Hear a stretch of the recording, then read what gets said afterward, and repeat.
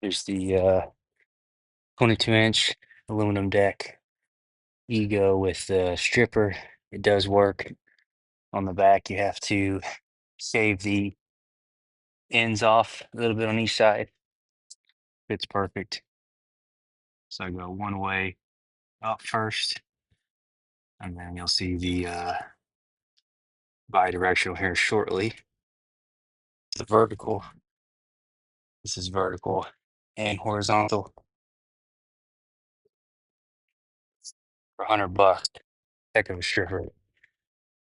And it does work with the commercial 22 and this 22 has the commercial as well. It works with both of them. Also have the Ego commercial chainsaw, edger, pretty much every tool they make.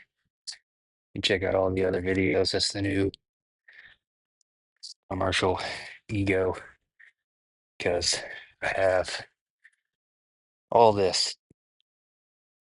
Sorry, I don't have my gimbal on right now. It's a little shaky.